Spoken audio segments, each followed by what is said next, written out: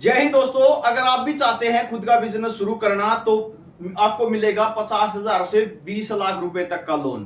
PM मुद्रा loan scheme के तहत आप जो है ये लोन ले सकते हैं कि बिना किसी गारंटी के। कोई गारंटी आपको नहीं देनी है, किसी भी प्रकार का आप बिजनेस शुरू कर सकते हैं। क्या कुछ कागज चाहिए, किस तरीके से अप्लाई होगा, कंप्लीट जानकारी मिलेगी। और चैनल पर नए हैं तो चैनल को सब्सक्राइब जरूर कर लेना। तो सरकार का सबसे सस्ता लोन है, सभी फेक चीजों से दूर, बैंक के माध्यम से ही आपको ये लोन मिलता है और बिल्कुल ही सस्ती दरों पे मिलता है। तो प्रधानमंत्री जो मुद्रा लोन है, इसके तहत आप 50,000 से लेके 20 लाख का लोन ले सकते हैं। ये डिपेंड करता है आपके बिजनेस पे कि आपका जो बिजनेस सेटअप है वो कितना बड़ा है। ठीक है, उसके हिसाब से ही लोन दिया जाता है। कागज क्या कुछ चाहिए इसके बारे में बात करेंगे और अप्लाई कैसे करना है इसके लिए जो है डिटेल वीडियो बहुत जल्द आपके सामने होगी। सबसे पहले कागज देख ले, क्या कुछ कागज चाहिए इसके लिए। सबसे पहले बात आती है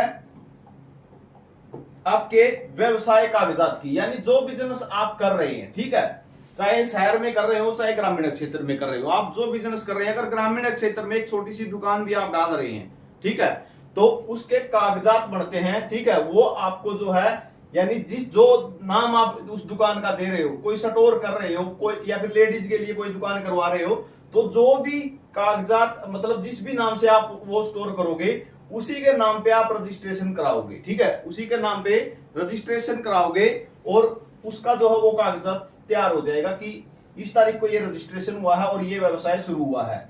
एक अगर आपकी खुद की है तो आपको एड्रेस प्रूफ देना है।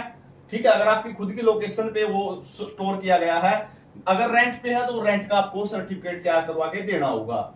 उसके बाद आती है व्यवसाय स्थान पत्र, यानी जिस एड्रेस पे है, ठीक है, जिस एड्रेस पे वो स्टोर किया गया है उसका जो है व्यवसाय का स्थान पत्र देना होगा, यानी एड्रेस प्रूफ देना होगा उसका। आपका जाति प्रमाण पत्र लगेगा, क्योंकि आप सभी को पता है जो एससी कैटेगरी है या एसटी कैटेगरी है, ठीक है, इनके अंदर भारी छूट दी जाती है लोन के अंदर। उसके बाद बात आती है एड्रेस प्रूफ, आपका खुद का एड्रेस प्रूफ देना होगा। ठीक है, यानी वोटर कार्ड कह सकते हैं। आपका आधार कार्ड आपके लिए कंपलसरी है और पैन कार्ड भी बहुत ही जरूरी है। ये कागजात लगेंगे लोन के लिए। अगर आपको लोन लेना है 50,000 से लेके 20 लाख रुपए तक ये लोन आप ले सकते हैं। ठीक है, ऑनलाइन कैसे अप्लाई होगा नेक्स्ट वीडियो बहुत जल्द आने वाला है।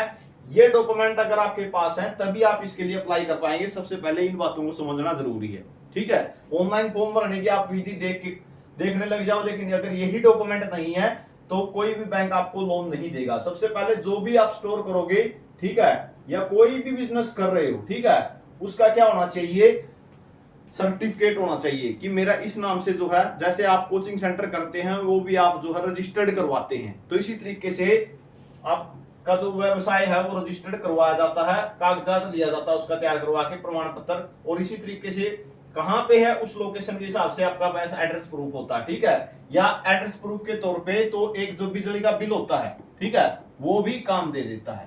ठीक है, जो बिजली का बिल होता है वो भी काम दे देता है।